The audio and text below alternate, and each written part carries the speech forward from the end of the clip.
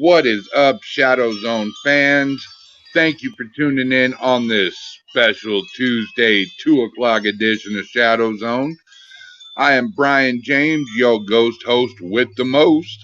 And to my right over here, Mr. Robert Humphreys. What's going on? How you doing, brother? Hanging in like a loose tooth and a broke jaw, brother. Hells yeah. And down below, Mr. Executive Producer, Cassidy Lightwing. Meh. Oh, come on. You got to say something better for our audience than that. Roar. Raw, he says. Now Raymond B. Lightwing says, hey, everybody. What's up, Raymond? What's up, Raymond? Tatum McCraw says, we are on fire. I like that. All right. So from the Lions Prize, sorry about the technical difficulties. We are now live. Hello, Lions Pride. So we have a very special show here tonight, guys.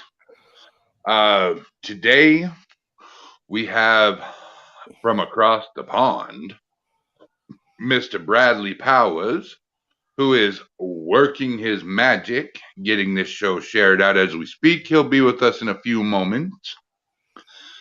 And we're going to run a special 2-hour show today just because it is his birthday today.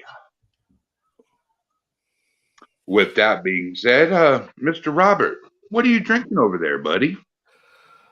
Well, I almost said underwear, but today I'm I'm killing it for one of my soon-to-be sponsors we're working with, Ghost Energy. If you ain't tried it, you need to try it because I'm telling you, these things are amazing. And they're zero sugar.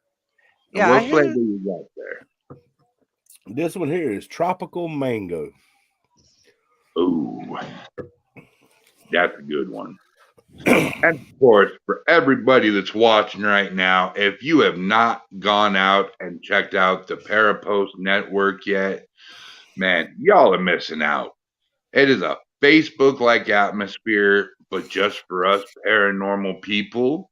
You can download it now in the Google Play Store. It runs on iOS. It runs on Android, laptops, computers, and tablets. And hey, if you don't want the app, just go to parapost.net and start your account today. That's right. And remember, they're updating the Parapost Network app pretty much daily. So it is improving so much, man. It's going to be awesome when it gets completed. You know what I love the most about the Parapost Network? What's that? It is drama-free. Oh, yeah. And you ain't going to get booted out for speaking your mind. That's my favorite part of it. Right. I mean, you can't get on there and say certain things. You know, you got to be respectful because that's just common courtesy. But, you know, if you go on there and you speak your mind, you ain't got to worry about getting booted and put in jail. And it's awesome. So, Mr. Humphreys, you know, we've been working with certain teams here, you know. What do you say we give them a mention? You know, you got the Coven Circle Paranormal. Mr. AJ. Mr. AJ, yes. Phenomenal investigator, by the way. Yeah. And who else do we have? I mean, we have the paranormal consultant, Matt Barron. You can check him out on YouTube and Facebook. Yeah, we got Hafren Paranormal from the UK. Ooh. Everybody check them out. Awesome team. And from the land down under, can't forget the Night Watchers. Oh, yeah. Oh, you can't forget also from down under, PETA's team. Yeah, Ethereal Sisters. Oh. Ethereal. Thank you, Spelling Project. No, they made a big deal about it, so it's important to them. So I'm glad you corrected me because I had no clue. Yeah. Sorry, folks from down under, we cannot pronounce that name for the life of us. That's why we have our alien. That's right. At least I'm good for something. The EBT of the alien world. I think the new slang for us is emerther. I'm trying to keep track of the way like people change the slang almost from day to day in the UFO community is exhausting. I bet so. You don't also want to throw a shout out for a few of our podcasts too for those guys, Happen Paranormal and AJ with Talking with the Source. And then you got Brian Laverty and Lit. Okay, we're getting a bad echo. Yeah, I hear that.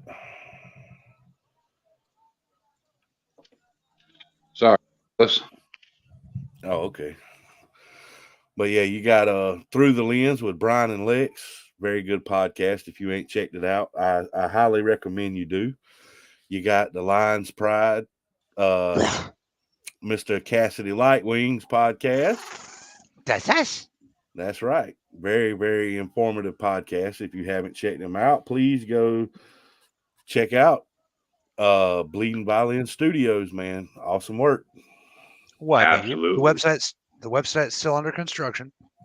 Yep. And it's coming soon. Don't forget. If you have any trouble finding Cass, just go to Global. You'll find him everywhere. or just stick your finger out and go, E.T. go home. Hey, I like it here. All right. Thomas Lynch says, who is AJ talking with the source? Can we YouTube that? Ray, could you YouTube that and throw up a link so we can see what he's talking about? Shout out to Thomas Lynch. He's been with us for a long time. Thank you, buddy. We love you. You let Thomas Lynch and everybody on your side know that if you want to check out all these teams, all you have to do is go to www.globalunitedparafound.com and you will find everybody we've talked about, their YouTube, their Facebook, their contact info, everything all rolled into one. Yep. All you got to do. There's Bradley. Bradley's backstage. Ladies and gentlemen, without any further ado, the birthday boy himself, he looks 30 years young, Mr. Bradley Powers. Okay, yay. What's up, Mr. Bradley?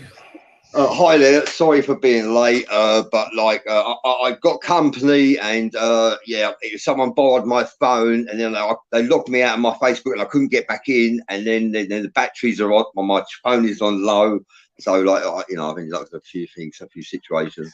But I'm here anyway. You're still alive. You're surviving. You're going through a lot of chaos, right? Yeah, a lot of chaos. Yeah, I'll go with that one. I've got that say, so I'm all right. Mr. Bradley. Yeah, it's my birthday. I'm 57 today. I feel my spirit is 25. However, I'm 57, but I'm not like a lot of people my age. I've been blessed. I've touched wood. I've got nothing wrong with me, no illnesses, ailments, or anything like that.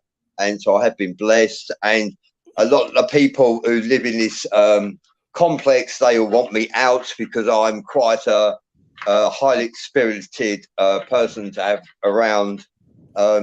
Some would even say I'm a noisy neighbour, and I don't understand what they're on about. Oh yeah. I'm sure it has nothing to do with a Titanic speaker behind you. The tower. That's called the tower. Yeah, it's got enough sound power to take over France. Okay. Yeah. I am relocating in 10 to 12 days, and the next place will be I'll be loud there. I'll be able to play the drums there. I'm very pleased, actually. And it's got 2 dance floors as well, so I'm unbelievable. All right. So I'm looking for dancers. Going to be playing the music, getting jiggy with it, throwing some raves. Robert Humphreys, let me formally introduce you to the mystic himself, Mr. Bradley Powers. Yeah, pleased to meet you, Mr. Humphreys. You Robert too, Humphreys. Bradley. And I want to tell you, man, happy birthday. Yeah, thank you very much. Yeah, it's been okay. People have been drifting in and out, like to come to see me. That's good. I've got company now, but I asked them to be quiet if they can, and that's good. Good. But so today, this is your life, Bradley Powers. I have composed a two-sided paper of as many paranormal phenomenal experiences that I can remember, and to share, to give you an example of the life I live. To be honest with you. But before we get to that, I would like to talk about my favorite story with you, with Robert here, so he can hear it.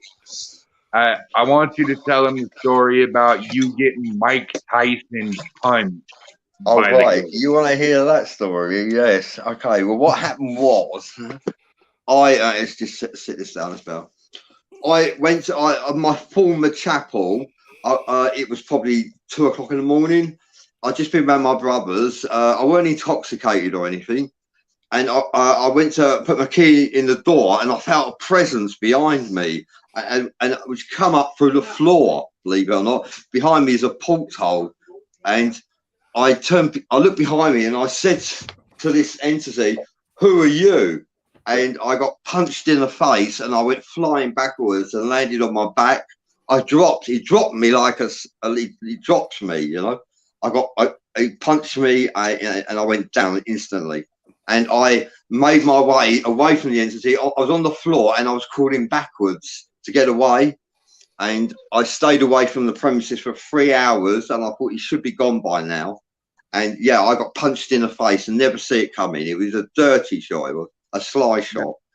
Now, Robert, how the hell are you going to get a Mike Tyson left hook and try to fight something you can't see, man? Can you imagine walking around swinging everywhere? Guys, as I was crawling backwards, I was thinking, I hope he doesn't do anything else to me. That's what I was thinking. I bet. So, Mr. Powers, I am definitely interested in this paper you wrote, man. So, the floor is yours, sir. Well, I have got my internet provider is not providing internet, so I'm using mobile broadband, and before also Bradley begins, Bradley, sorry, I'm unable to share the show. So what I was wondering is, can you post a link to this show in Esoteric Family and Truth Seekers Property on it, and onto my timeline, please? on it. Absolutely. Thank you. So before we begin, I'd like to say a few words about Mr. Powers on this special day. I have something prepped. I just want you guys to know, for what it's worth, Bradley was the first human being in this that I've ever met to actually give me a chance to speak. Bradley damn near single-handedly saved my family when we needed it most. When we didn't have a friend in the world, damn near, Bradley helped us out. Bradley gave us a spot on the show, and the destiny was born. So you guys can thank Bradley, on this day. I think he deserves a round of applause for putting together and helping set up this whole thing and what it's led to. So, Mr. Bradley, thank you, man. Yeah, thank you. It's my pleasure. Yeah, I'm in the business of helping people. I recognize people. When I meet people, I sum up their attributes and gifts. We all are blessed with gifts and attributes, but not everybody recognizes that they have them. And I look for them in people, and then I tune into them, and I try and see if I can accommodate their gifts and attributes that could benefit me, benefit them, and enhance their life. And I did that with Cassidy.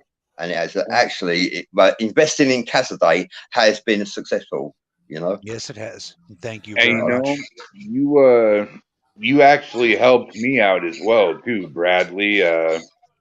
You came out of nowhere and messaged me one day and said, I want to help you get your numbers up. And I'm sitting there going, okay, who the hell are you? And if it wasn't for you putting me on your show and getting me to know all these other people, and especially Cassidy, man, I don't think this show would be nearly as successful as it is now. You're the man, Bradley Powers, and from the bottom of my heart, thank you. It's a pleasure, Brian. Yeah, it's a pleasure to connect you with Cassidy. I'm really pleased how you, Eldon and Cassidy and the rest of your team have engaged with each other and with Cassidy. I'm really pleased about that.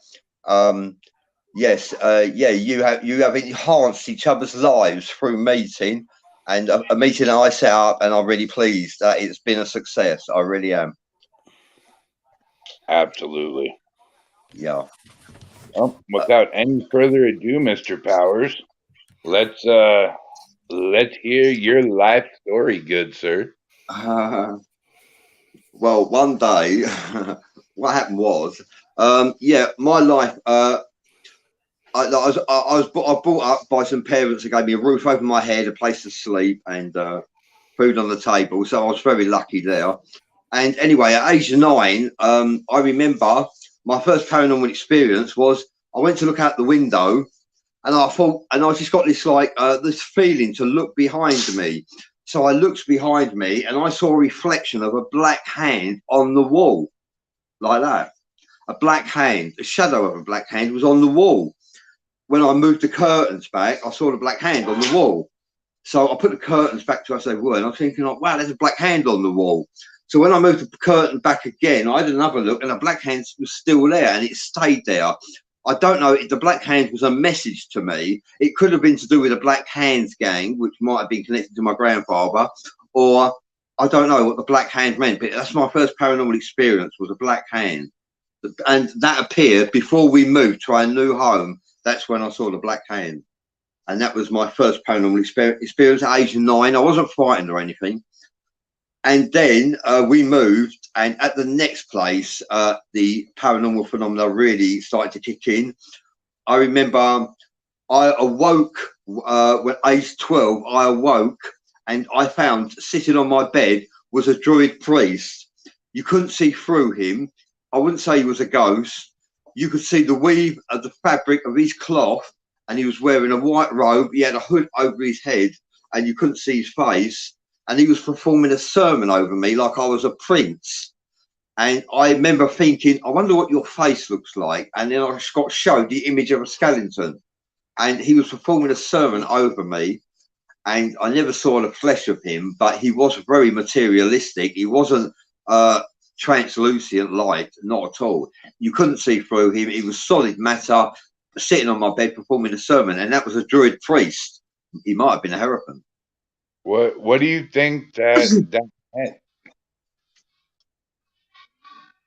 Yeah, so that's what I saw. I also awoke at 3 o'clock in the morning. I insist that it meant he's Merlin reborn, or the new Merlin, or the mantle of Merlin being passed. Something to do with that. That's I will add. Thank you for bringing that up, because today you've reminded me something. I got this feeling that the druid priest sitting on my bed came from Glastonbury, and Glastonbury is where King Arthur is actually buried, allegedly. And I felt he came from Glastonbury. He was a Glastonbury monk, a Glastonbury priest, and King Arthur's buried at Glastonbury, which I have actually seen Glastonbury. What do you think his purpose was for doing that? He was blessing me, treating me. He was blessing me like I was a prince, because I have my future is, who am I? I'm on a journey of self-discovery, and I'm discovering who I am. And I can do the most amazing of things. And I've learned that, I am a regal spirit, is what I am, a regal spirit. And I'm here to help humanity, enhance the lives of humanity. I care about humanity. And, I'm here to make a difference. It's possible that maybe one day in the future, I could become an ascending master, possibly. That's not impossible. I recognise that now, That's that. I also awoke to find a shade kneeling beside my bed, looking through my bookcase. And I didn't know shades existed. And the shade was looking at a specific book I had in my bookcase beside my bed. And the book the shade was looking at was called King Arthur and the Knights of the Round Table. Oh, wow. Something had conjured this shade to appear there. Some shades live forever. Some shades are conjured and they manifest, and they're to do a task, to perform a task. When the shade has completed the task, they disperse into the atmosphere. I got a feeling this shade may have been Sir Lancelot. You know? Really? So, do you have any connection, whether it be blood or anything, with King Arthur or anybody from the Round Table? Yeah. Go ahead. Tell him about the connection between King Arthur. Well, I've actually seen King Arthur actually with my third eye. He didn't speak to me, but we nodded to each other. And also, my brother has married my sister-in-law, and she believes she's related to Sir Lancelot. Holy shit. Also, Bradley, and I hate to interject again, but got to do a shout out to oh crap, I can't remember his name. He thinks he found Excalibur or the Grail. Barry John. Oh right, yeah. A guy called this guy has come into my life called Barry John Bauer.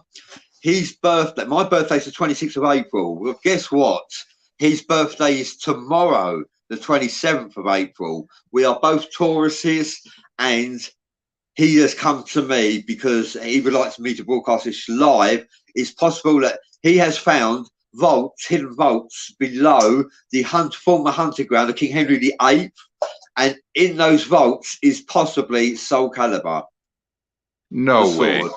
And I feel an affiliation with Soul Calibur. I think it's possible during this lifetime I might get to hold or encounter Soul Calibur. That's not impossible. Nah. Right. This way, to the point that they've been simultaneously getting assistance to like excavate and also encountering extreme resistance, like actual physical violence from organizations. So whatever Barry's found, it's big. How are you going to know for sure, though, if it's Excalibur? When you know, I reckon we'll know, to be honest. There's also markings. There's also markings on it. Excalibur has certain identifying features. The resistance is the Round Table. The Round Table, they want control of the investigation, the dig. They want control of it. They want the artifacts from this. This chamber has been. We did a geophysics survey on the surface. There's 3 vaults there. We discovered one of them, and there is a cavity below the ground, and down there stalling. We are experiencing resistance. You know, they didn't believe Barry at first, and now they realise that Barry has found miles and miles of tunnels underground. Miles of tunnels. He's been down. Wow. He's been on the Esoteric Hour show about 3 times. He's always got new stories to share about his explorations. Yeah, a bit like Indiana Jones. If you and Cass can get a hold of this Barry guy, I would love to have him on ShadowZone. Yeah, we can make that happen. It's very possible. Yeah, he just got married. So if he's found Excalibur, I mean, that's going to be one of the most monumental finds in recent history, if not history itself. Also, maybe the Holy Grail. Some believe the Holy Grail is the bloodline of Jesus Christ, because Jesus Christ had siblings which are still alive to this day. The Vatican are aware of the siblings of Jesus Christ. The Vatican is aware of them, of their presence, their existence in this day and age. And so is the monarchy is also aware of their existence. That they could be the Holy Grail, or there is possibly a Holy Grail that's a cup, a wooden cup that when you drink from it offers you, some say, immortality. I've heard that rumor, and I've also heard Excalibur actually has stuff attached to it as well. Yeah, there's also could be gold coins there, manuscripts presenting the truth, manuscripts suggesting that maybe the monarchy are not the true monarchy and they don't belong there. In fact, these scriptures could create fractures in the foundations of the monarchy and the Vatican. That's another reason why we're receiving opposition. Yeah, that very well could be true. Whatever is down there is a threat to the preternatural community. And one of the things that Bradley, and this is honoring you, Bradley, not babbling. One of the things that Bradley has been doing is shedding light on this sort of like sub-society that is under your people's world, you know, kind of like in the Blade movie. There's a world under your world, kind of like that. So they don't like it, though. They really don't like it. The world is made up of a wedding cake. Everybody lives on the icing on top of the wedding cake. Under the icing is where all the ingredients of life are. The ingredients are below the icing, and that's where I live, below the icing of the wedding cake. And many people do, but not a lot of people don't, and they wouldn't believe what we know about life. They wouldn't believe it, what we have discovered. And go on. Bradley lives in the meat of the cake, the deep center of the cake. I have rolled off the table into the living room, and I'm wondering where the cake is. So, yeah. And and my life has been, and also like the spirits that come to me in my life also tell me that I live in the ingredients under the icing, because why do these spirits come to me in the first place? Because they know. The spirits come to me and they talk to me like they know something about me I don't. When they come to me, they talk to me like they've known me for millennia. They know me. They don't have to introduce themselves. I know who they are, but they know me and I don't know them very well. Although I do know of their credentials. They are regal spirits. They have credentials that I'm aware of. And some of them are slightly unsavory. They have been unsavory to other people, but to me, they are diamonds. And I recognise there's something about me that they know and I don't. And I have to discover this myself. They won't tell me. So I'm still on a journey of self-discovery. Mr. Robert, do you have any questions so far? No, actually fascinated by a lot of it. Absolutely. Please, by all means, Mr. Powers, keep going. Yeah, keep going. Okay, well, I've got a list here, so let's get through it, okay? Yeah, so I mentioned the Black Hand, Druid Priest on my bed, age 12. Shade kneeling beside my bed, age 12. Also, demons visited me, dark demonic demons, when I was age 12. One of them kept opening and closing the door, and it was rubbing the carpet. He did this for like ages. And what did I do? Age 12, I had to get up and look, because I wanted to see, was he a demon, a shade? Who was opening and closing my door? It was rubbing the carpet. And I looked and I was trying to make it out. I couldn't make out the figure. It could have been a shade. I just couldn't make out the figure. And so the entity continued to keep opening and closing my door furthermore until I fell asleep. Then I remember waking and looking on the landing, and I saw, because I had my bed moved to another location in the bedroom, and I looked and saw on the landing there was a demonic entity standing there. You couldn't see through it. It was solid matter. Standing on the bed. I mean, standing in the hallway on the landing. Yeah, I couldn't see through it. Unbelievable. And I, for some reason, think it could have been an Ilfrit or a Shaitan. I get mixed up between the two, that's standing on the landing. And I've also learned that some Ilfrits and Shaitans are good, some are bad. Okay, hold on. Bradley, you just tripped over something. Shaitans Shaitan is a very, very specific entity. We do not wish to offend the Islams or Muslims in the audience. No, that's what I'm saying. Some Ilfrits are good and Shaitans are good, and some are bad. I haven't met a good one yet, though. I've got to be honest. In fact, I actually got to speak to one of them, and I said, "Why do you do what you do to the human race? Why are you doing what you're doing to me? Why are you like that?" And they said, "Because we were here first," there's a story to this. Allegedly, right, God wanted to cleanse the planet, and this was when Satan was a cherubim angel, a young cherubim angel, not listed, none of this listed in the Bible because it's before the Bible. God wanted to cleanse the planet of all living beings on earth. He got rid of the Fae, Cyclops, Centaurs, Mentors, all living creatures he removed. He sent his angels out to cleanse the planet, and they did. And they removed male, female, man, well, not masculine, feminine, young, old. They cleansed the planet, making room for us. How about that? That's a story that's going around. I'm aware of. You can't deny it, or you just can't. We do have a question from the audience here. Mike wants to know, does your gift scare you? Not anymore. I'm a necromancer, I've learned. And I am when I get attacked by demons, I've been attacked by demons quite a few times. I learn to embrace it, ride it. I have to surf it and surf it, because sometimes it's a momentarily attack, and if they realize they cannot beat me, they will leave normally. One time I was being attacked, and the entity was so vicious, I awoke and shouted out the name Merlin really loud, because I couldn't handle the attack, and the demons fled when he heard him shout out Merlin. He fled.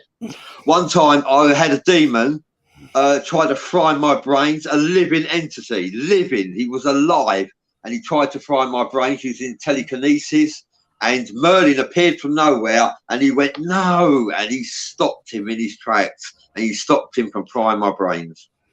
Yeah, and he was just sexless. And he never tried it again, this living entity. Wow.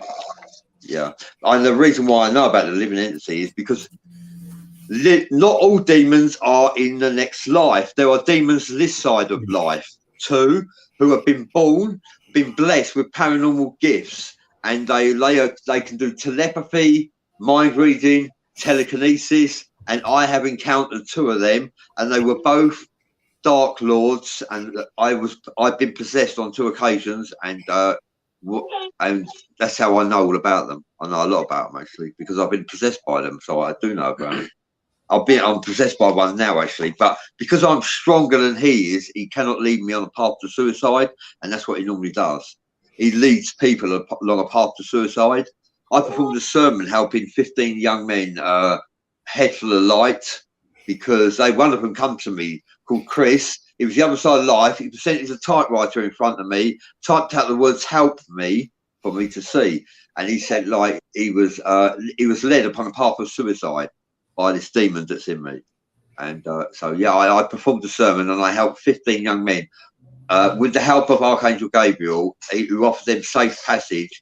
And in the distance were dragons, believe it or not, warning off the demonic army that was going to stop this from happening.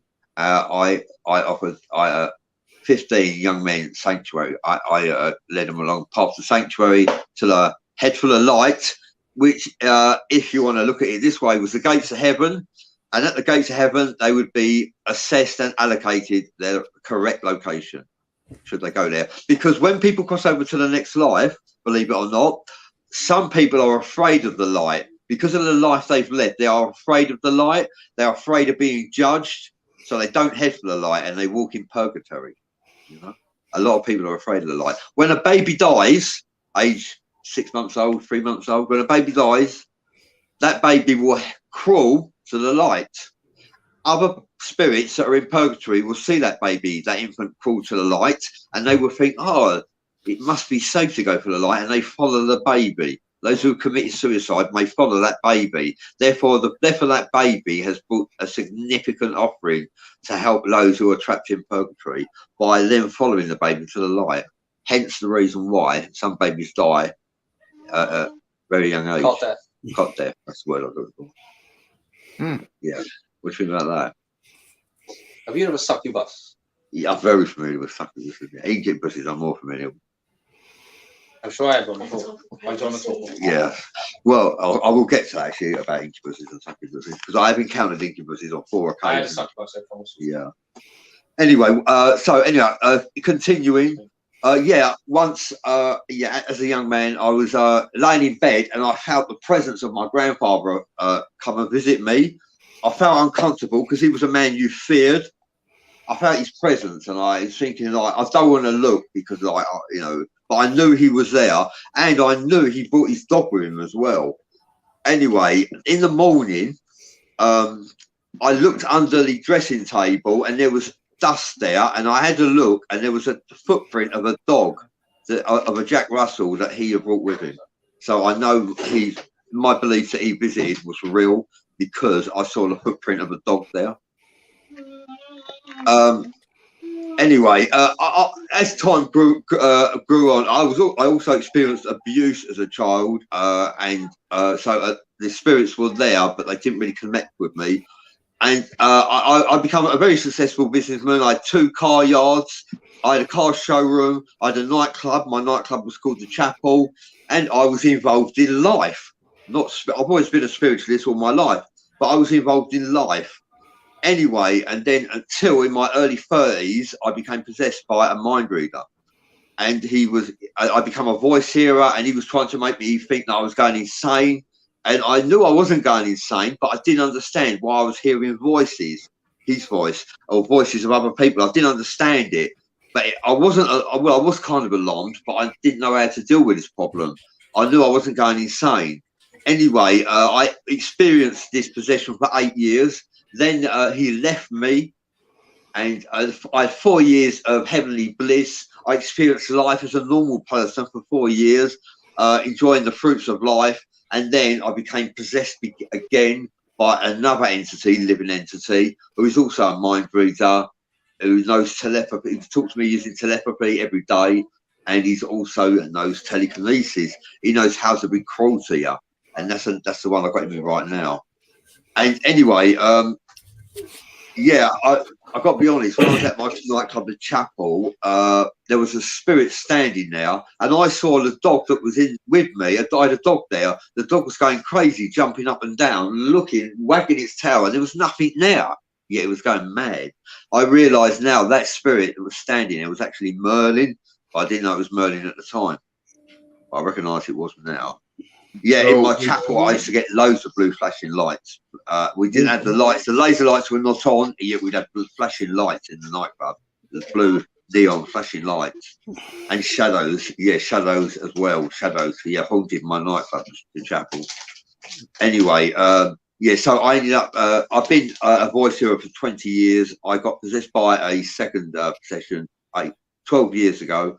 And I still got to work out how to get rid of him, actually, because he's affecting my life. I'm surprised I'm sitting here talking to you, smiling, actually, because, possession is not funny, to be honest with you. Some possessions are welcome, but this one isn't. Anyway, I learned this, but I will say this possession has taught me so much about myself, about life, because I know about telepathy, mind reading, remote viewing, telekinesis, all because of this entity that I've encountered. So I've learned a lot about life. And I saw I remote viewed this entity that's in me, and I see where he lives. I see his family, his children, his grandchildren. And I even looked square the mirror, and I saw his father, his mother, and guess what? You ain't gonna believe what I saw. I saw the Grim Reaper standing in the distance, hovering above the ground, about 7 foot tall. The Grim Reaper's waiting for him to leave me, and he's going to snatch him in flight because it's his time. It's his time to leave. And the demon that's in me saw that he's the Grim Reaper waiting for him, and now he knows he can't leave me because he will die, and that's why he won't leave me. How about that? Now, when you see the Grim Reaper, it means you're going to die, basically. And I saw him through his eyes. I see the Grim Reaper, so he wasn't there for me.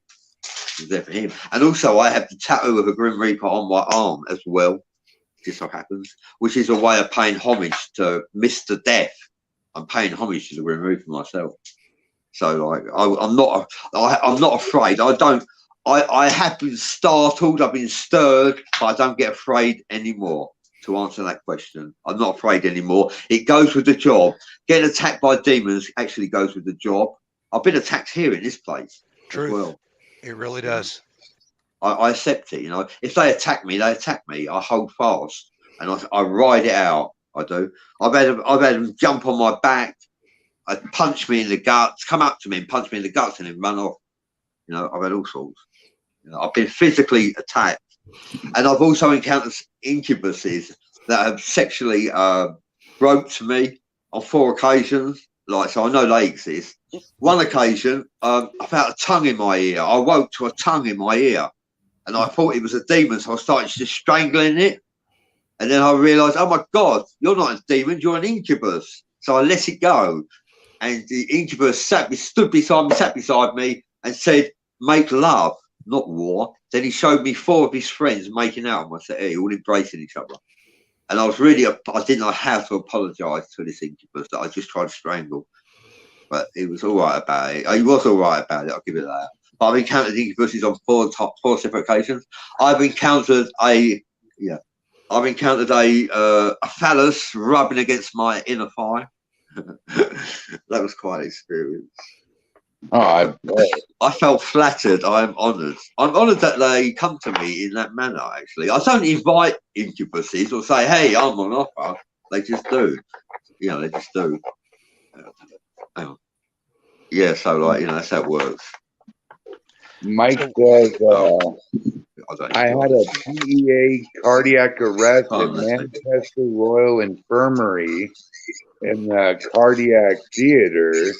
Out for 30 minutes. Cardiac tamponade. Just slept. No dreams after. Fuck, I can't read that. Thank you. Just very painful rib. Yeah. So anyway, let's add furthermore.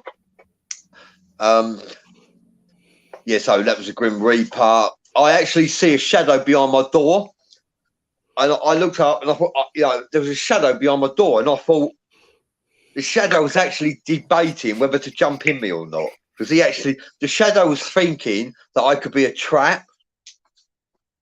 So the shadow could make its mind whether to jump into me or not, because I attract dark and light entities, and I've learned that when the dark entities come to me and attach themselves to me, they can't release themselves to me. They're stuck with me, and I have to figure out how to get rid of them. They are stuck with me. You got to be one hell of a beacon. I am a beacon. I recognise that. I'm a blue neon light. That's what I really am. Well, when you go around helping the world, you're gonna piss off some bad guys. As Aerosmith said, when you kiss on the devil, you piss off a saint. It goes the same way in reverse. Bradley's he's being modest. I believe it or not, he doesn't sound like it, but no, he really is being modest. Bradley, we're fighting a war, and Bradley's kind of it. He's like an ambassador. He really is. Yeah, an ambassador. I see myself as an ambassador for mankind. I attract demons, and the thing is, once they attach themselves to me, they can't leave me, and they do assault me a few times, and then they give up because they realise it's a waste of time. They're trying to get me to change my path, change my course, and lead a path to suicide. And I don't feel suicidal at all. I don't suffer with anxiety, depression, suicide. Sour.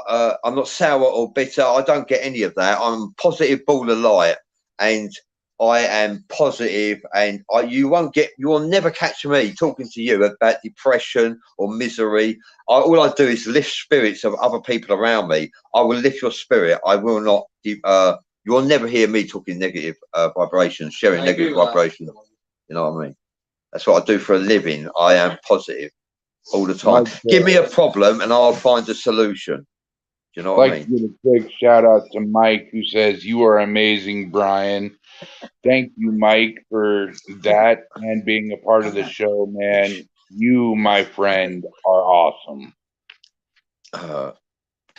Yeah, if you've got a problem, Bradley will solve it. Now check out the beat while the DJ revolves it. Brad Powers. Doom doom doom doom doom doom doom.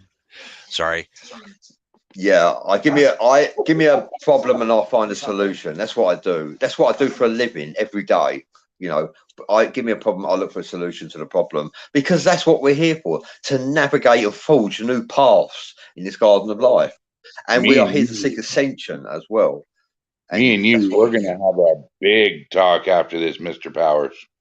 Yay! I've been waiting. That's what I was thinking, Brian. You should have got in touch with me. I might have been able to help you.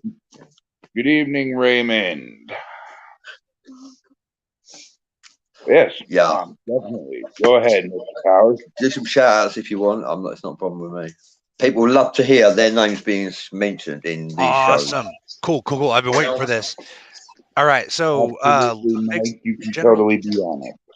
General shout out to the Lion's Pride.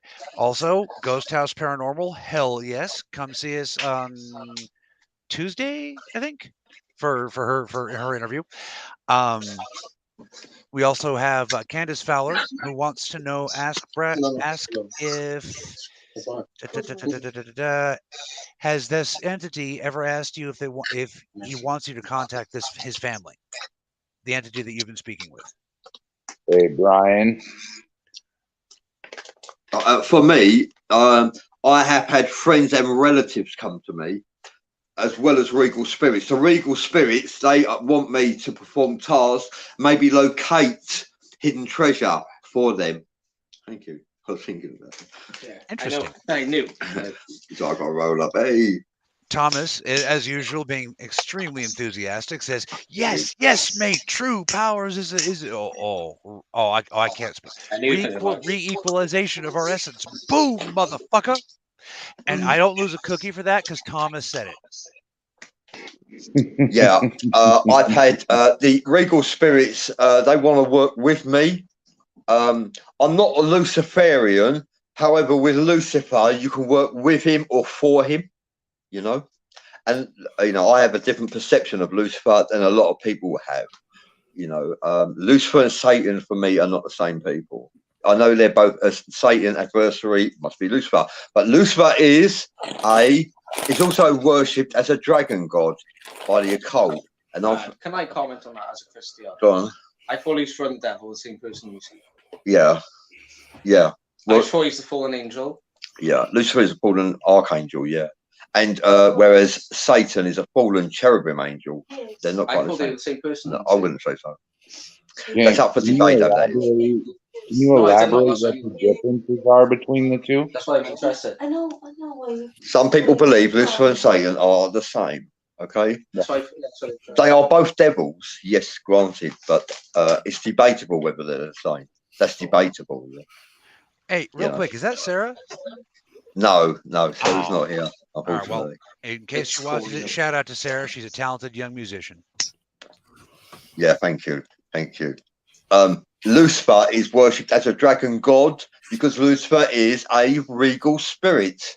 I'm affiliated with many of Lucifer's associates or team, as you could call it, and yeah, they don't deceive me. They're not deceitful to me. They don't trick me. They're not into trickery with me. Their words are sincere. Their words are binding, just like mine, and they wish to help me on my quest to enhance the lives of mankind, help mankind, and to rid the planet of this dark hold. We are ruled by dark lords, and they wish to help me to rid the planet of dark demons. The good demons. There are two kinds of demons. There's daemons, Daemons. They're the good demons, and then you've got the bad demons, which are Demons. That's the difference. Thank you for bringing that up. Could you explain the difference for the audience, please? Because I keep trying, but you know me, I suck. I've never heard of a good demon before. You haven't? I know many. Give it a second, Brian. I know many. I know the Christianity, to protect its flock, has committed blasphemy by saying that all spirits, if you want to connect, if you're a spiritualist as a Christian and you want to connect, you connect with angels, God's angels. They are messengers of God. Anything outside of that is evil, and that's everything.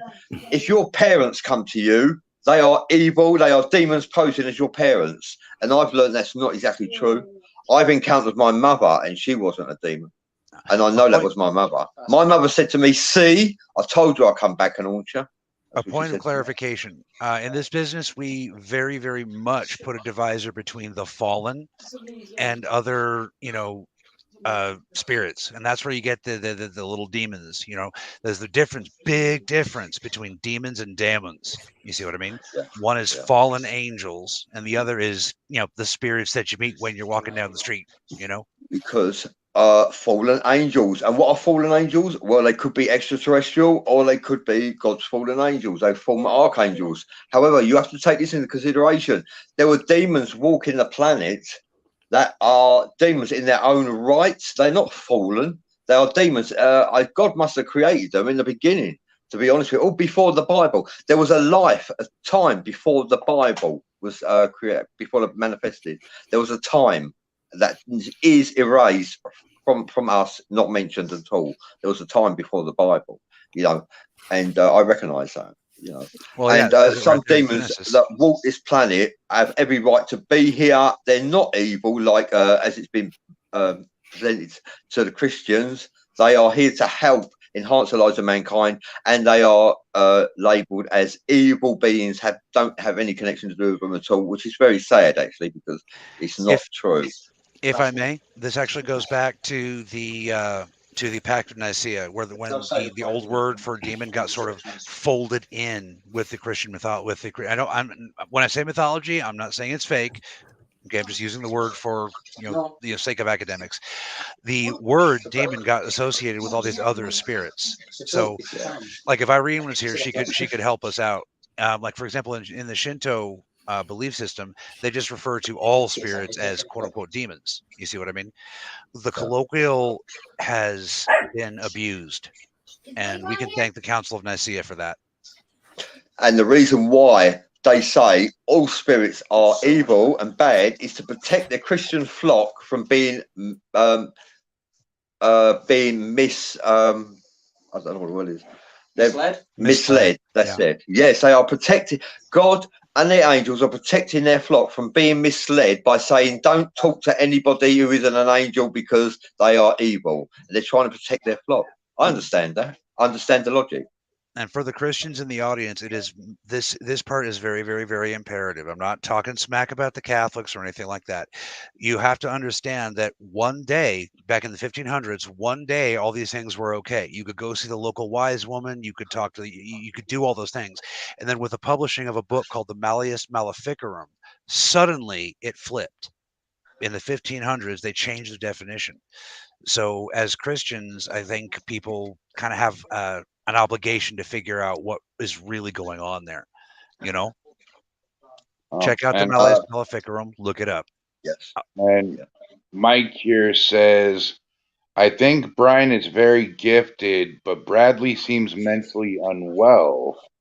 Is my friend Joe still with me, Brian? He died in 2015, multiple organ failure. Well, Mike, actually, it's actually the other way around. Bradley would know more about that. I'm unfortunately not gifted, although a little mentally unwell. But you might want to talk to Bradley about that one. He a also little crazy, yeah. to all my friends in England. And Raymond says in Japan, the yokai, the yokai Ani are technically their own class, but still called yokai. Yokai is a Japanese word for demon. Ah. Yeah. Not all demons are bad. You should always treat them with caution, but they're not all bad. And I resonate with demons, I must admit, being a necromancer myself, and I've learned this. I didn't know not all demons are bad. I had to learn this and recognize it when they came to me. And King Leviathan is listed in the Bible, in the Christian Bible, as a devil, and God banished him from heaven. I think King Leviathan was incarcerated in the jailhouse in heaven. Heaven has a jailhouse, believe it or not. And the angels were very unkind to King Leviathan, and he doesn't like to talk about it. It's possible that the reason is King Leviathan might have been the serpent in the Garden of Eden that suggested that Eve should take a bite from the apple that was attached to the tree of knowledge. It's possible King Leviathan did that. I can't guarantee it, but the possibility is there, because King Leviathan did something that upset God, and he got listed as a devil. Well, I've encountered King Leviathan a few times, and he said, I'm following a noble path, and I've actually found that he is a warrior, and he's all right, actually. I've got to be honest. Now, real quick to the audience, don't worry about offending us, okay? Bradley and I, we're the kind of guys that you call when something unbelievable happens, okay? We're used to being called crazy. It is completely okay. All right? Yeah, We true. embrace it. We embrace it. Education is part of what we do. So don't You worry can't about it. offend me because my words are sincere, my words are binding. I'm also I was following a druid path. Now I'm following a Hierophant path. A Hierophant is a high druid priest, so I'm a Hierophant knight. In theory, I'm a priest. To become a druid takes 20 years to become a fully fledged druid. To become a Hierophant, you have to be a Taurus, asexual or celibate, and a male as well. And I am all of those. So that's me. And I'm Mike a says, I celibate. love you, take all comments. You're welcome, Mike. I'll get onto that. Everybody has a voice in here. And, you know, everybody should be heard, whether it's negative or positive, brothers and sisters. Okay, yeah. Oh, I'll come to you on that. Yeah. Real quick, Raymond Lightwing is my son. I always want to congratulate him when he gets something right that I got wrong. All right. So thank you, son. That was not dismissive. That he is my son. Thank you, Raymond, for correcting Cass 98% of the time, buddy. I would like to add that I'd like to add that I'm really pleased that Raymond is in your life. He's bonded with you. You are like mates, Cassidy. You and Raymond are like mates, and you share information with each other. You share esoteric information with each other, and my life is esoteric.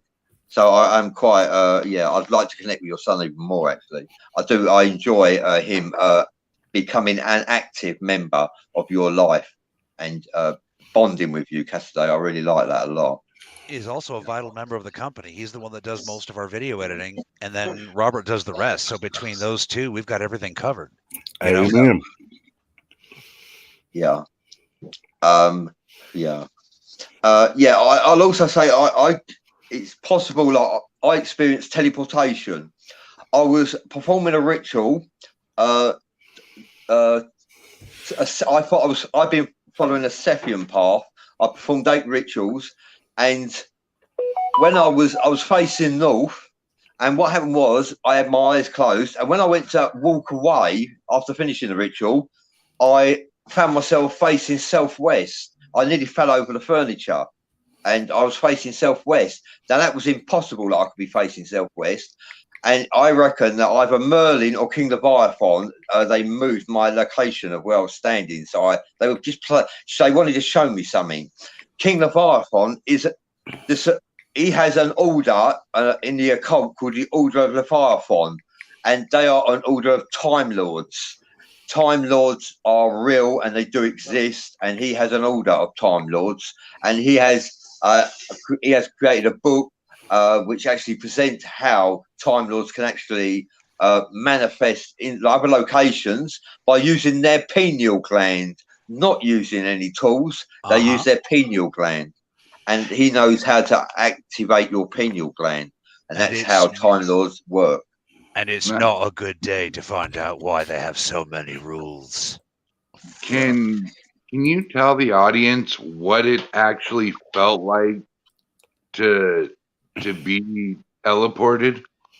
Yeah, teleported. I was stirred. I was actually. I knew that this is impossible. My location was correct. I was facing north. Next minute, I'm facing southwest. When I went to walk away from the ritual, I walk out the circle.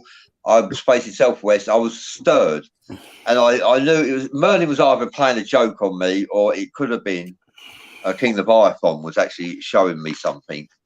And I'll tell you about Merlin. Merlin's my guardian angel. I didn't know Merlin existed, actually. I thought he was a myth or a legend. However, I've encountered Merlin a few times. He's manifested before my eyes a few times and made a translucent light. He embraced me on one occasion.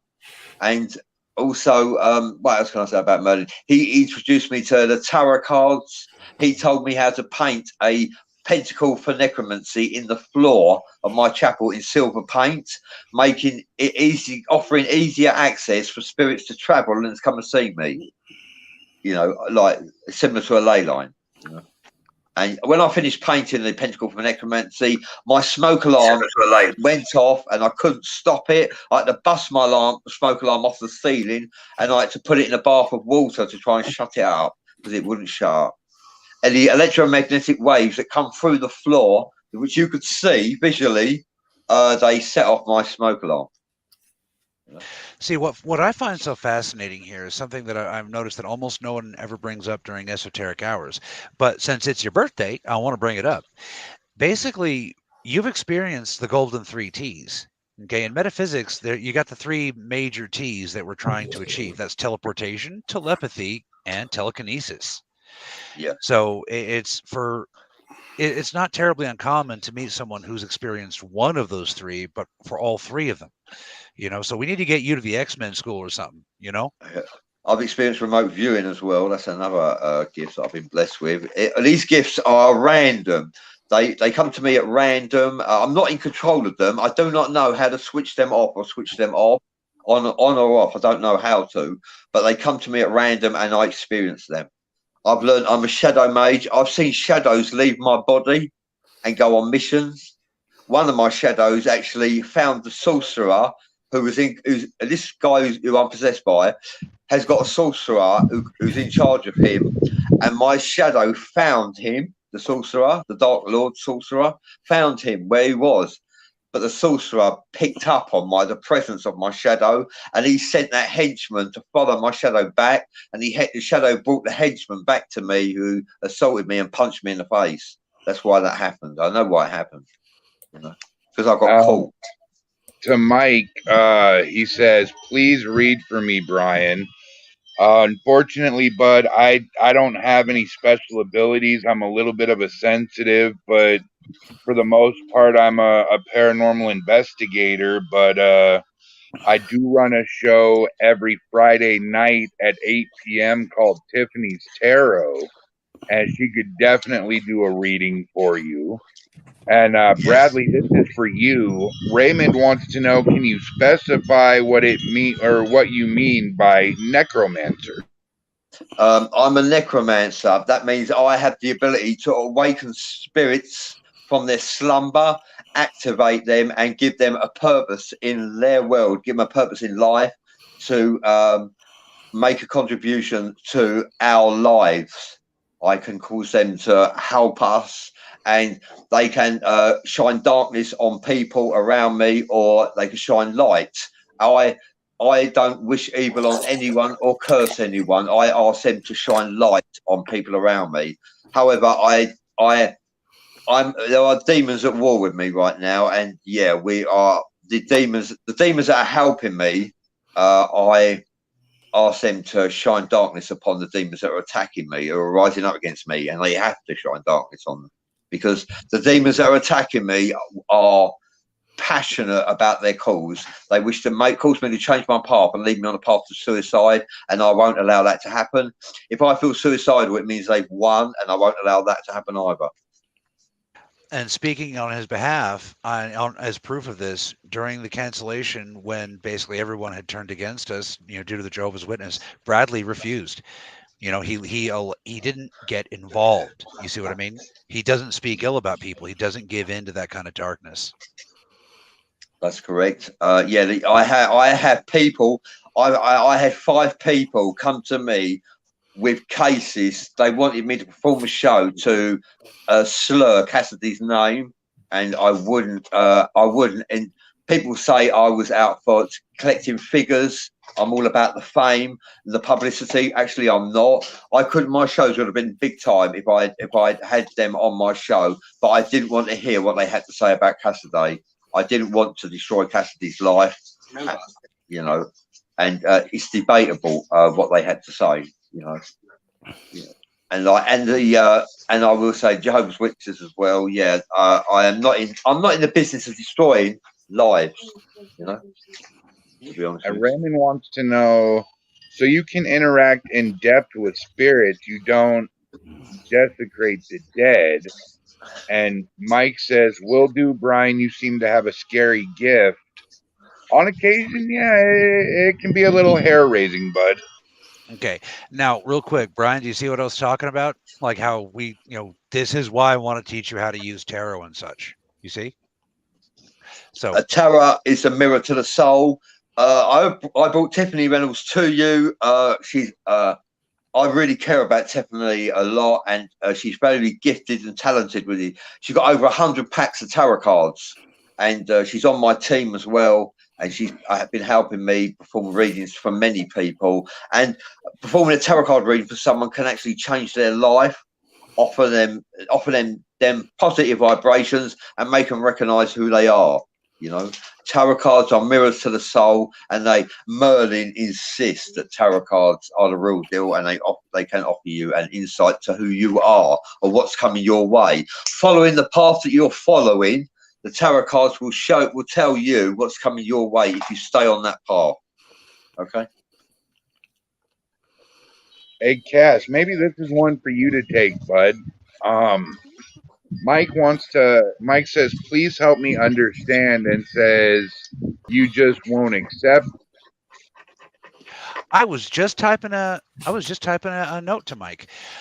Basically, Brian accepts his gift and he's actively trying to hone it, but there's history and background here. We're going to go into an episode in the future for Brian, and we'll go into his background and things like that. Brian is being smart and taking it slow. All right. Because if you dive into this shit too fast, Bradley could tell you it'll drive you nuts. Yeah. All this come to me. I didn't pursue it. I didn't know about necromancers. I learned about necromancers 12 years ago, and I recognised that I am one, and I didn't know they existed. I've also learned that I'm a Hierophant Knight. I didn't know they existed, but I do now. And Merlin could possibly have been a Hierophant Knight as well. It's not impossible. Merlin is a sorcerer. He still exists to this day. When we die and cross over to the next life, our consciousness carries on. If you seek ascension, your consciousness will carry on, and you will remember this life. And because it's there to teach you, this life is a lesson, a school to learn. It's the hardest school of life in the universe, and you are here to learn from this. Not sit here and watch television. You're here to learn from this life, experience life. It's a journey. Well, Bradley and Cassidy, maybe you can help me out with this, guys. I've been told by a lot of people, like Mike says here, that I have gifts, and I don't know what everybody's talking about. I'm a bit of a sensitive. How can I learn to tap into this and get my full potential of what everybody thinks I have? Meditation is a winner, to be honest. Meditation can help you a lot. Did you know that you don't have to lay on a settee, burn a candle, and burn incense? If you enjoy washing the car, that can be a form of meditation. Washing the dishes, that can be a form of meditation. Also, doing things that you enjoy or things that you used to enjoy is a form of meditation. Also, bit of shameless self-promotion here. We run an academy. You can visit it on our YouTube channel. So basically, Bradley's all about education. He said it over and over again. We basically try to teach everything we know. There's no secrets, no more mysticism, No, that's right. And yes, and there's also an esoteric library that you could tune into, and the occult. The occult is a lot of evil in the occult. However, you don't tune into the occult for the evil. You tune in for the words of wisdom and the words of power and the rituals that can offer you success, can enhance your life. That's what you tune in for. And right. The occult is written by monks, priests, prophets, sorcerers, witches, initiates, so wise men, so many. See, occult just means secret. At one point, geometry was occult. Yeah, that's and right. Like Mike says, I feel connected to Brian, and when Mike was first talking, I could kind of see a bluish white light whenever I would read what he said. What could that be a sign of, you guys? White light is purity. A good sign, actually. I wouldn't what- know. Normally with humans, that's a very, very good sign. It's a sign, like Bradley said, it's a sign of purity. The thing is, when you see things like this, folks, you can't read a book that'll tell you how your mind works. When you see these things, it's going to sort of manifest in your mind in a way that you can comprehend. So what does that white light mean to you, Brian? That's the question. The white light could be an orb as well, or it could be a spirit trying to manifest before your eyes. Mm-hmm. Well, the white and the blue to me, that's how I can tell somebody has a good spirit, a good soul. And when it's more of a darker bluish purple to red, that's when it's my sign that I need to walk away. Okay, so I could probably come off as like hot neon pink and purple, right? Most definitely, Cass. Neon green Cass. Yeah, Robert's very quiet. So, Bradley, man, you have lived a hell of a life. I mean, do you believe in past lives? And if you do, what can you remember about your past lives? I can't remember hardly anything about my past life. If I did have a former life, I would have been a knight or a priest, a druid priest, one or the other, or both. It's possible that also my life was in danger during Merlin's reign. My life was in danger, and he teleported me here into my mother's womb. Bro, your life's in danger now. Evade capture, yeah. No, seriously, in all seriousness, Bradley is literally in danger now. This is actually a good spot to bring it up. People keep trying to bring him down with rumors. You know, they can't find like an actual flaw that they can use to bring him down, so they're making crap up. Like, do you believe, like, for example, they keep saying that Bradley's anti-trans? Are you kidding? I'm his co-host. Yeah, that's right. For years, Cassidy's been my co-host for years. He's transgender, and I'm accused of being anti-transgender. You know? I didn't change. I've always been a freak.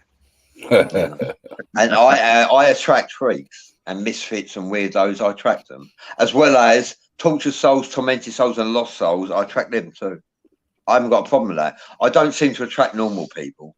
I think that's a positive. You know. I agree with your buddy. That's a positive. I think normal people think there's something wrong with me. What's normal though? Yeah, that's a good question. What is normal? Yeah. Yeah, what is normal? That's right. That's a good question. Maybe I should post that. The best people to ask that. Yeah. I think that normal is conformity. Conformity is normal. Yeah, that's a very good one. Well, that's a bad thing, surely. Yeah. Yeah. Do you want to conform? If you conform, you could find yourself offering yourself sanctuary by conforming. You may not be who you want to be, but at least you're safe. The government is protecting you in your eyes.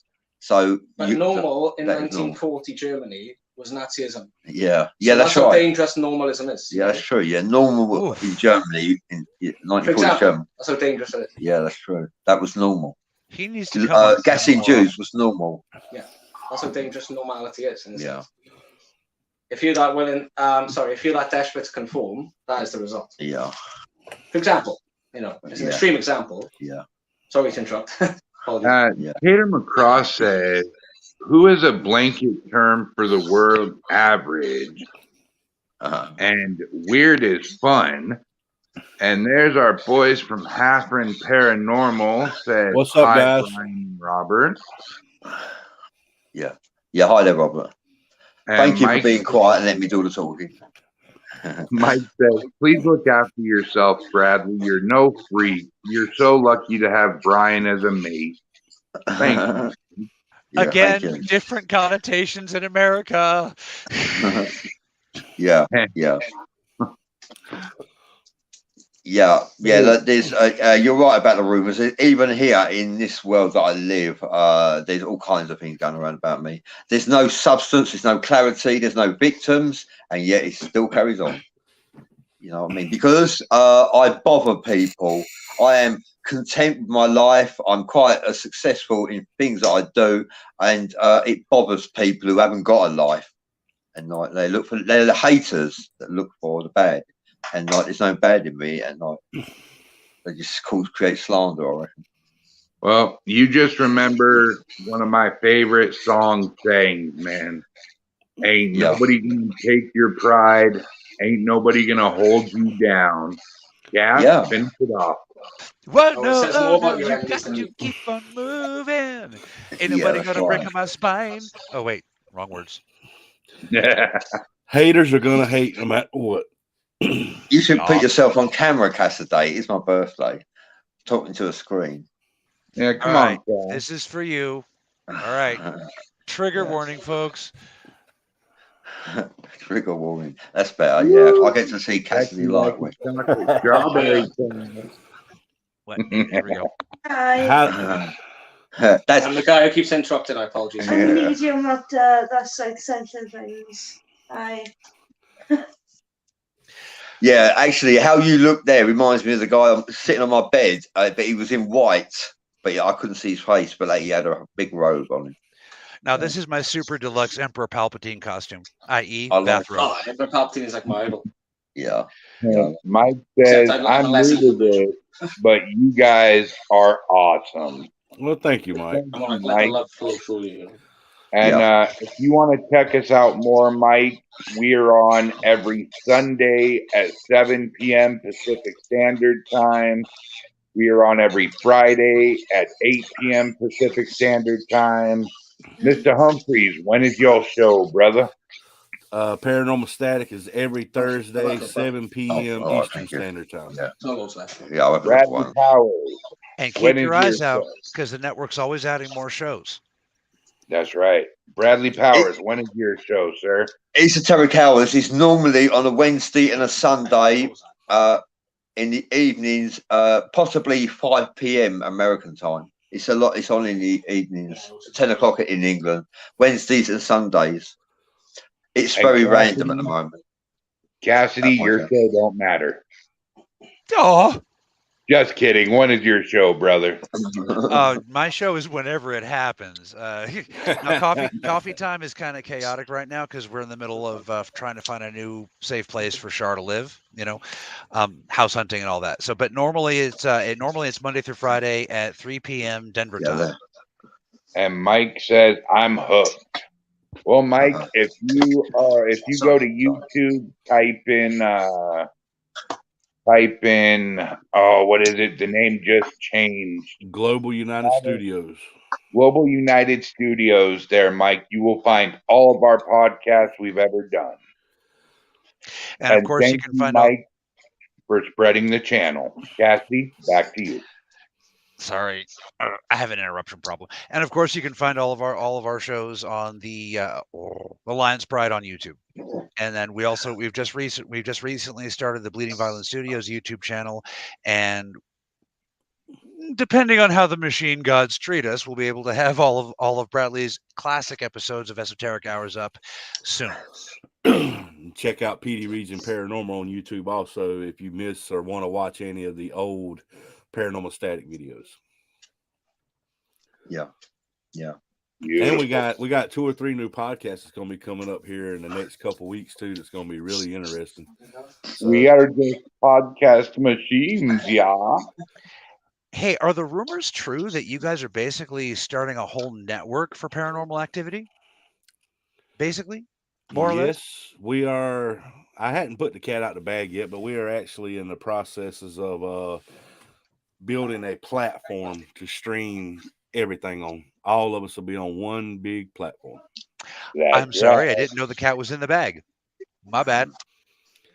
So it's coming soon. So, Mr. Powers, is there anything else you would like to discuss, Mr. Birthday Boy? Yeah. It's I'm 57. 5 and a 7 are lucky numbers. And I once demon that come through the floor and punched me in the face. I thought, I'm not going to have that happen again. He's right. The portal was right outside my front door, the door of the chapel. So I performed a ceremony to close the portal, and it was successful. I closed the portal, and I used some regal spirits' names, and I had some amulets. I used them to help me close the portal. And then someone from the coven said to me, "You shouldn't have done that. You've actually closed the portal." And I said, "Yeah, that's what I intended to do." And they said, "Well, you've trapped demons this side of life now doing that." And I thought, I hadn't thought of that. You know? Let him find another portal. I had to close the portal. Let him find another portal home. That's their business. There's enough of them out there. Yes. I was remember looking at my TV monitor, and a demon come through the screen and jumped into me. And I was thinking, I don't believe what's just happened. A demon's just jumped into me from my screen. Wow. What do I do about that? And when I closed my eyes, I kept seeing the demon standing there when I closed my eyes. And anyway, 2:00 Sunday afternoon, the following day, an angel appeared, and she was thrilled to see me. She must have embraced me 3 times. She was so pleased to see me, like she knew something about me that I didn't. And she actually touched the demon that intruded into my body. She touched him, and he disintegrated into the atmosphere. And his death energy was lapped up. His lush was lapped up by other spiritual entities. Amazing. Let's see. And she said to me, come out "Don't of the trust." TV. She Said said to me, "Don't trust." TV, I'd have been with the TV remote. You know what I mean? Like Poltergeist. Hey, Lon.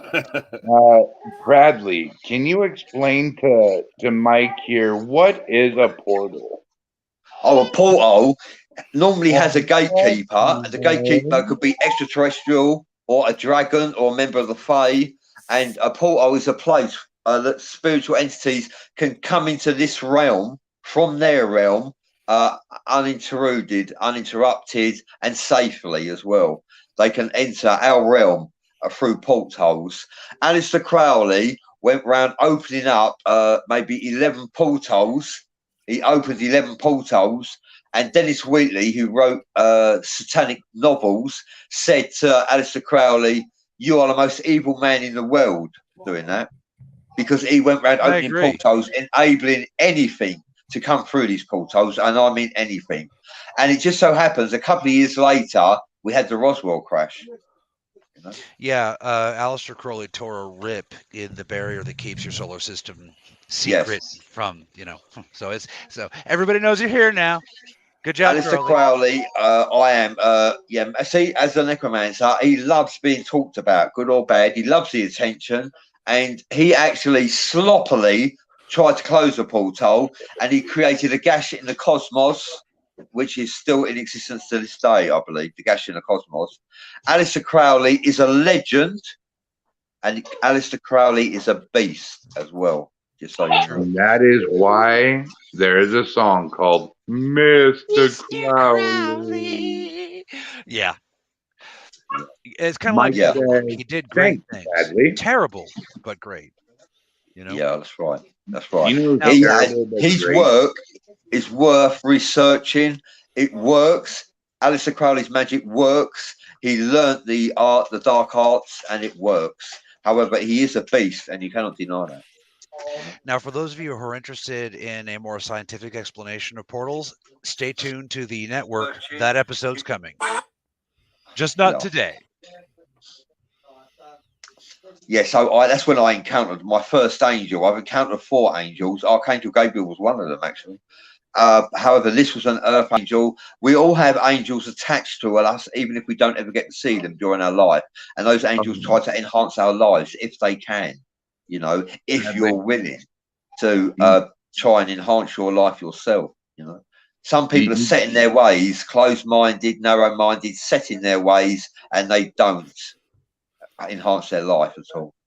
You can't say the word earth angel anymore. Why not? You gotta angel, earth angel, will you be mine? Sorry. My darling dear, loving you all all the the time. time. Oh, Now Daisy it- says she I'm a loves medium. oh, Corona. are you? Yes. Okay. Now, no judgment, but that's Medium kind of and what psychic. that was kind of our Oh, point. good. Alistair Crowley's Yeah. kind of like a Cenobite, an angel to some, demon to others. You know, he did some good things, he really did. But I'm still gonna travel back in time and curb stomp him someday if I ever find the right DeLorean. Alistair Crowley walked into a room once and all the women swooned at him and they actually felt attracted to him, felt in love with him, and in a sexual manner as well. And Alistair Crowley admitted that he's nothing special to look at. However, a magic spell caused this occurrence to happen because he is You have familiar a with magic. question from the audience, Bradley. Mike wants to know, are angels our past relatives? They can be, relatives and friends can be angels to us as well. I've only encountered angels, cherubim angels and archangels. I haven't encountered a relative that was an angel to me, but I believe that relatives can be angels to you. Yes, they can. And like your nan, your grandparents, mother and father even. But yeah, grandparents is quite a favourite, I would say. And if you wish to connect with your loved ones that are crossed over, all you need to do is like light an incense stick, burn a candle, have a quiet space, and look at photographs of their cherished memories that you cherish for all time. Look at those cherished memories, and as you're looking at the images, you may find that they implant thoughts into your head to help you remember moments of gone by that that you experience with them. They can actually do that to you.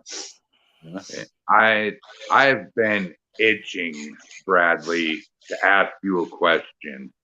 Scratch Okay. it. I've been waiting for the right time to do this, and this is for a friend of mine who is mentally ill.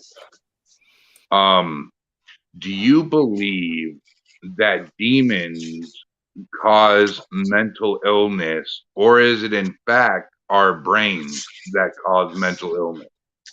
No, it's a bit of both actually. Demons can cause mental illness. Demons can cause one to commit suicide. Many suicides are manifested because of demons interacting in their life, interfering in their life. Yeah, demons cause suicide.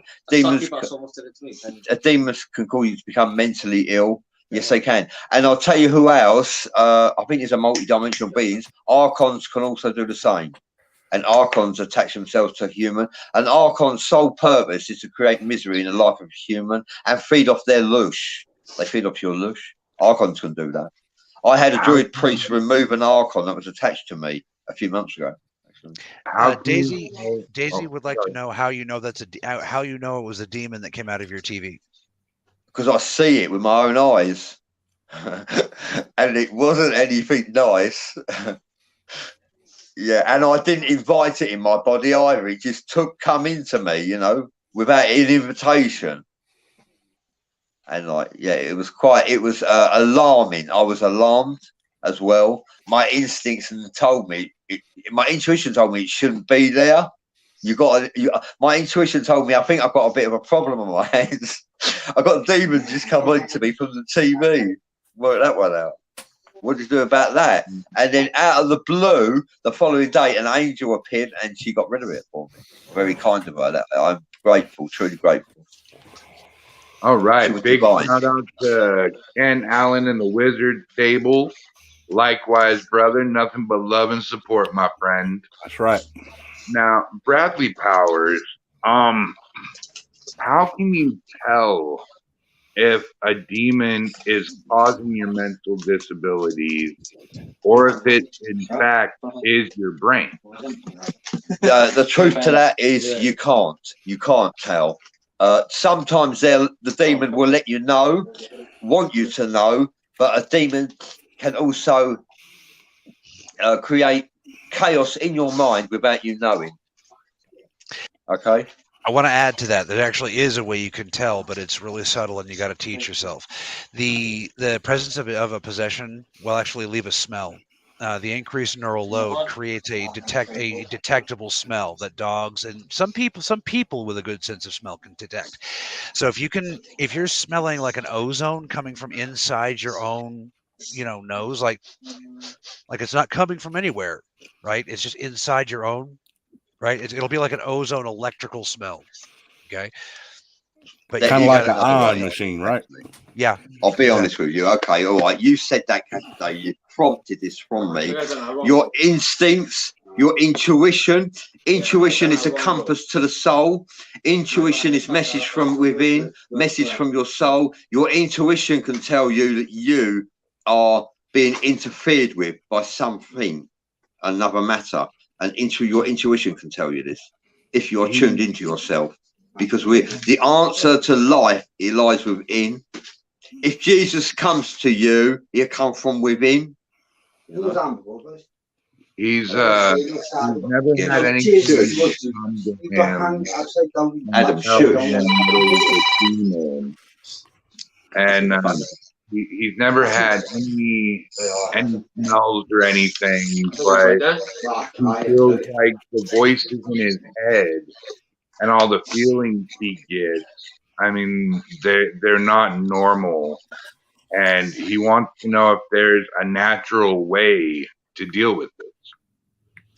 Schizophrenia. Psychiatrists call all of schizophrenia. If you're a voice hearer, you're schizophrenic. You're suffering with acute psychosis. If you're witnessing manifestations, you're delusional. You're hallucinating. What does the psychiatrist know? Information from a book. A lot of them are atheists, and they don't even believe in life after death.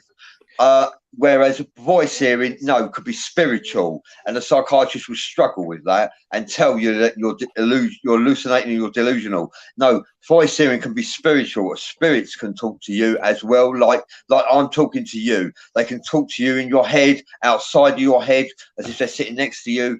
Yes, voice hearing is real, and it doesn't mean you're mentally ill if you're hearing voices. It depends. If your voice is telling you to kill yourself, that still don't mean you're mentally ill. That could be a demonic voice that you're hearing. Okay, right. It could be spiritual, or you could be ill. But I struggle with that. A psychiatrist is trying to tell me that your brain is manifesting voices to talk to you. Some of those words that the voice use, you have to Google because you don't know what they mean. And if you was making this out, if your brain was manifesting these voices, I'm sure you would know what you were saying to yourself, and you wouldn't have to Google some of these words. Right. Like what I'm saying is, I don't believe it. I don't believe you can talk to yourself. Actually. Now, that being said, the science has actually begun to accept certain aspects of all this. So if you're worried that you might be schizophrenic, then what you can do is go to your doctor and ask them for an MRI test for schizophrenia. Okay. The MRI test will be able to tell you if you're schizophrenic or if you're if you're hearing another thing. Okay. So you can tell your friend to get the MRI test. Okay.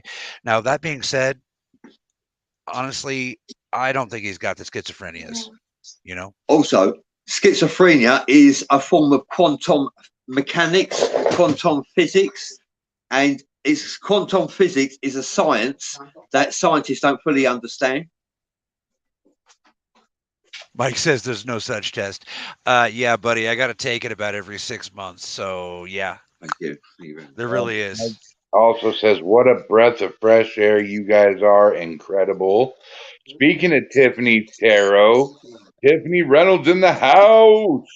Oh, hi, Tiffany's in the house. Hi there, Tiffany. Thank you for joining us. What's up, Tiffany? You have a wonderful show. Yeah. Thank you, Tiffany. It's a pleasure to have you near us. Yeah, I care about Tiffany very much. Yeah, I do. She's a team. She's on the team. Yeah, she's been with us for a real long time. What is it, like 4 years, 5 years? Yeah. And I started to embrace her more recently. I have, because I like what she does, what she stands for, and what she helps people, and that's what I'm in the business of, helping people. Yeah, and that's what she does with the tarot reading, helps people. Yeah. Hey, okay, I don't mean to get confrontational, but being a senior in psychiatry does not help you in the field of neurophysics, bro. Let's not compare brain pans. Just look it up and trust me. They can actually do an MRI test to see if you're to find out if you're schizophrenic by giving you by taking the reading during an episode. They can tell which parts of the brain light up. Yeah. I don't want to get confrontational, but I'm real stickler when it comes to the cutting edge of science. Yeah. Like, for example, for those of you who are starseeds, did you know there's a genetic test that you can get to prove it? What you have to do is ask them for a genetic test to find congenital learning defects. That gets them to check the right sequence of DNA. Also, a lot of psychiatrists will assess you without performing any test. Let's not bash psychiatry in general. And they are locking up all our prophets. We've got prophets coming through that have been blessed with paranormal phenomenal gifts, and these prophets don't know they're prophets, and they are being locked up or heavily medicated because they think there's something wrong with them, because the psychiatrist says there's something wrong with them, when actually there's nothing wrong with them at all. They have been blessed, and they don't recognize this. That's actually the exact reason why the push for greater understanding of schizophrenia via things like MRI test.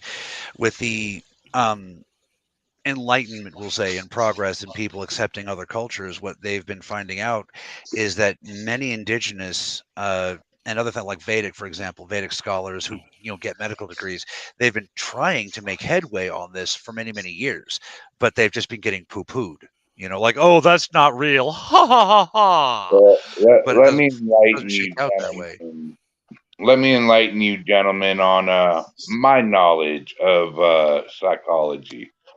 They said that I needed a CAT scan. So you know what I did? I went in there, I grabbed my cat, and I said, here you go, give it a scanning. Yes. Well, yeah. I don't think there's anything wrong with me, to be honest with you. I'm not interested in their assessment because I'm not delusional. My words are binding. I'm sincere, and what I've experienced some spirits can come to you material. They can materialize in front of you. They can in the flesh. How they do it, I don't know. Not all spirits can do this.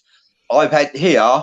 At the doorway, I saw my lights were on in the hallway, lights were on in the lounge, and I awoke and saw the door was opening and closing, and there was a druid standing there, heavily lit up, a druid standing there, and he was debating whether to come to awaken me, to give me a message or not, and he couldn't make up his mind whether to awaken me. And I thought, oh my God, there's a druid standing in my doorway, and then I fell back to sleep. So I don't know what the message was. Well, yeah. Tiffany Reynolds says MRI can show abnormal signs and doctors can compare a normal brain to abnormal tests. Ken Allen says, okay. Mike says, no, Brian, you're brilliant, but MRI scans don't pick up schizophrenia. Parapost is... Okay, you're going to want to be careful calling me a liar, buddy. Not even joking. Okay, I have to take one of these tests every few months because my daughter needs a heart transplant. So they need to be able to assess the mental health of the entire family. And the fact that the state of Colorado currently tracks my healing abilities, I have to take one. You're calling me a liar. Don't like it. Please stop. Ray, hit him with some links. Well, with that being said, gentlemen, cats, you're so sexy when you get angry. Yeah, I know, right? Yeah. Kristen's been teaching me how to keep it funny because, I want to be funny, not mad. You know what I mean? Yeah. Come on, give us the roar, cat. Roar! Yeah. Roar! Roar!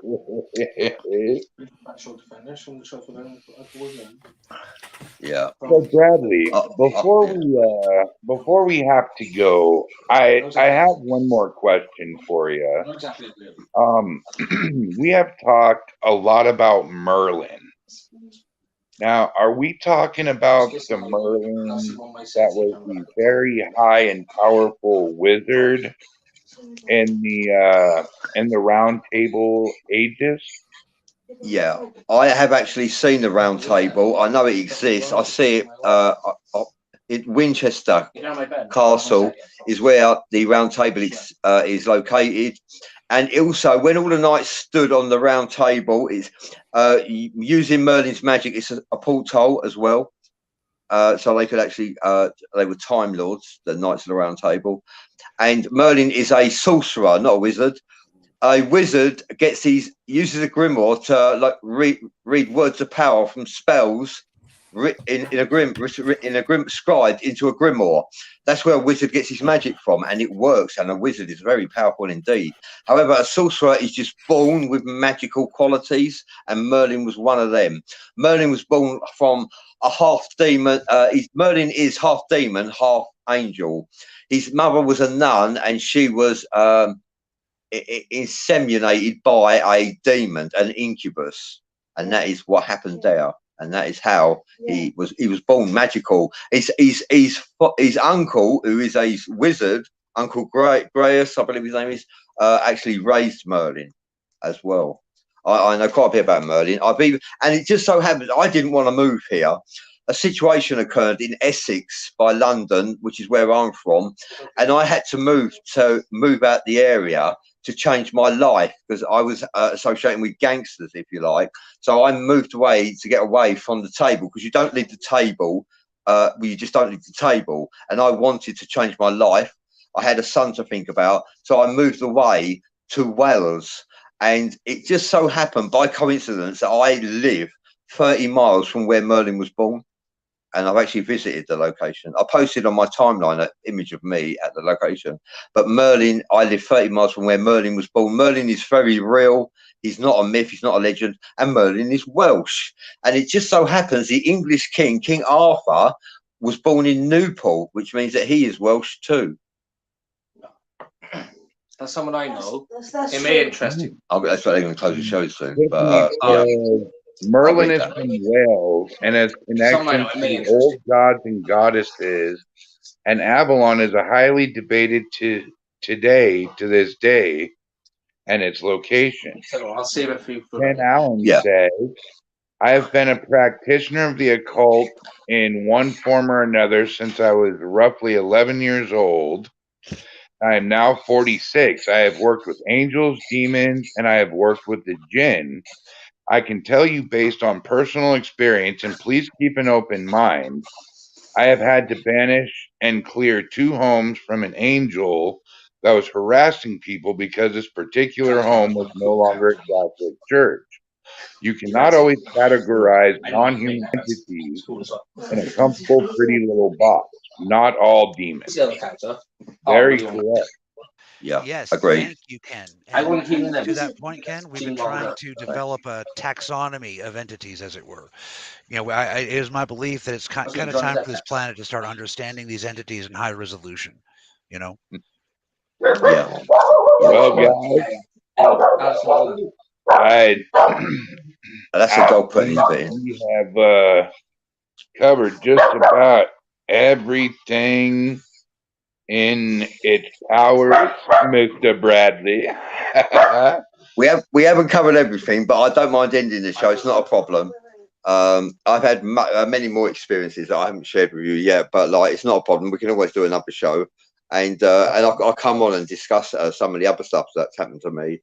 You know I've awoken to hands coming up me trying to strangle me. You know, things like that. You know what this means, Mr. Powers? This means that you're coming back for a round 2, buddy. Yeah, I reckon. Yeah. To interview me takes about 2 hours due to experiences I've had. But I don't mind ending. You know, I've shed quite a lot. That last statement that you made, angels don't intend to be rogue spirits. However, they can be imposing in your life. That can possibly happen as well. And as he just presented, that does happen, and I believe it too. Yeah. Although I'm not saying anything bad about angels. They are messengers of God, you know. Would you guys like to say anything before we end the show tonight? Yeah, I would. But Castay, do you want to say anything? Sorry, Cass is in a typing war right now. He'll be with us in a few moments. I would like to say thank you for having me here. It's my birthday. It's been a pleasure being on your show. And and I'm honoured to be on your show. What is it you'd like to say? Hi. I only want to say something quickly. I'm sort of a Christian in a sense, but listening to this show and the stories has been very interesting and fascinating, and it has given me a different outlook. That's what I wanted to say. I'm also a medium. I'm a psychic and I'm a healer. My dad's also a medium as well, and it was very different to what I know. So it was really good. Yeah. Yeah, and like it'd be Welcome. interesting to have both of them on the show because Yeah. the guy has experience in incubuses in his life, Succubus. succubus in his life. That's what I think. Yeah, and also. And the psychic medium is always interesting to hear their perception of what they'd like to share. So we'll get them on the show as well. Okay, so there's a couple more people to have as guests on your show. I Thanks for having me on always the show. want to hear further. I always want to hear from other healers. And shout out to all those who know me. Thank you for joining us, and thank you for a bit following us and being a part of our team. And recognizing that our words are binding. We are sincere, and we are here to share the unseen and experiences with the undead. You know, thank you very much, Mr. Robert We love you, Humphrey. Bradley. You're Brother, muted, bro. you're on mute. My dog was barking and I muted it and forgot. But I just wanted to tell Bradley, thank you. I really enjoyed it, hearing your stories and stuff. And you know, what you just said is a good sign, because people take the word para-unity and they throw it around so much it winds up looking like a broke branch somewhere laying in the yard. But with para-unity, something that we show and we do, we don't speak about it. And that seems to be what you're all about, and I commend you for that. Yeah, that's He right. really is. He really is. He puts his money and his effort where his mouth is. Yeah, I'm dedicated. I consider myself a partisan to the cause, and I serve the greater good. And the greater good is who you think the greater good is. Well, Bradley Powers, it has been an honor to have you on my show, sir. And I am definitely looking forward to a round 2. And if you or Cass ever need a guest on your show, I'm there for you, buddy. Okay, that'd be a pleasure. Thank you very much indeed. Thank you. So thank you, Brian James. Thank you, Cassidy Lightwing, who I've worked with for years. And thank you, Robert Humphreys, for sitting in there absorbing all this information. I hope problem. It's awakened you from the slumber a little bit more and made you recognise the world is not as it seems. The world is a wedding cake. Everyone lives on the icing on top. Underneath that icing, that is where the world really is. The ingredients are there. And that's where I live, and that's where many people live. If you recognise, I'm gonna send you a friend request after the show, Bradley. Okay, thank you. Yeah, it'd be a pleasure. Thank you very much. Okay, and when I accept you, please enjoy my timeline. It's full of esoteric information. Thank you. And remember, ladies and gentlemen, before we go, heed my words of advice. The world is a vampire sent here to drain. With that being said, ladies and gentlemen, you guys have a hauntingly good night, a ghoulishly good day. Come back for Friday night, 8 p.m. Tiffany Tarot, Sunday night, 7 p.m. for ShadowZone, and Thursday night, 4 p.m. for Paranormal Static. For Bradley Powers, Robert Humphreys, Cassidy Lightwing, I'm your ghost host with the most, Brian James. Peace out, everybody. Hey,